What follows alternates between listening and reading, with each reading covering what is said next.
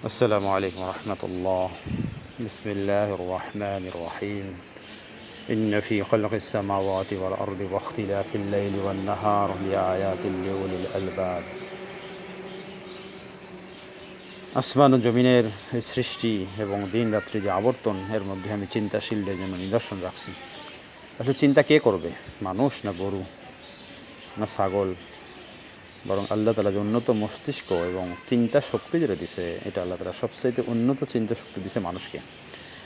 মানুষ যদি চিন্তা করে, সে এর স্রষ্টাকে খুঁজে পাবে, তার মালিককে খুঁজে পাবে।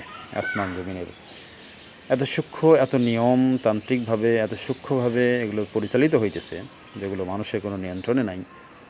আজ থেকে 500 বছর আগে আপনার এলাকাতেই বা আমার এলাকাতে যে সময় সূর্য উঠছে, আজকে ওই সময়ই উঠছে, কম বেশি নাই।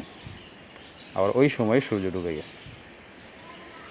তো এই যে এত সূক্ষ্ম একটা নিয়ন্ত্রণ এবং এত কী বলবো যে নিয়মতান্ত্রিকভাবে চলছে, এটা একা একা না, বরং এর পিছনে অবশ্যই কোনো এক মহাশক্তি রয়ে গেছে, যার নিয়ন্ত্রণ এটা রয়ে গেছে।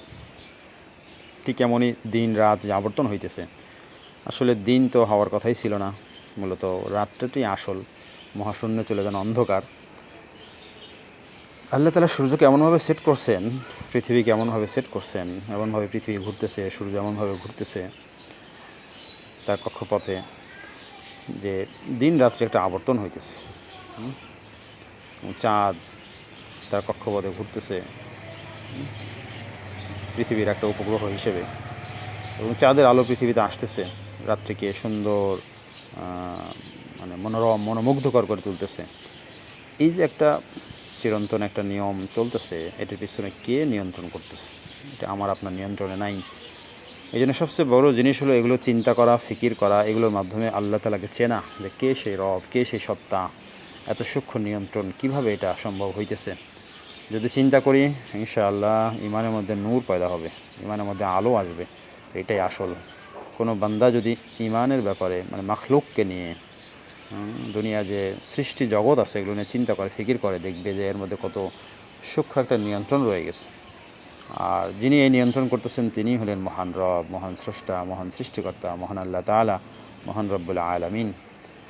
এই জন্য তাকে চেনাই হলো আমাদের জীবনের প্রথম উদ্দেশ্য। যদি তাকে চিনতেই না পারি, তো মানব কীভাবে? এই জন্য তাদেরকে চেনার জন্যই আল্লাহ তাআলা সমস্ত নবীদেরকে দুনিয়াতে পাঠিয়েছেন, ওই পাক জাতের পরিচয় মানুষের সামনে তুলে ধরছেন।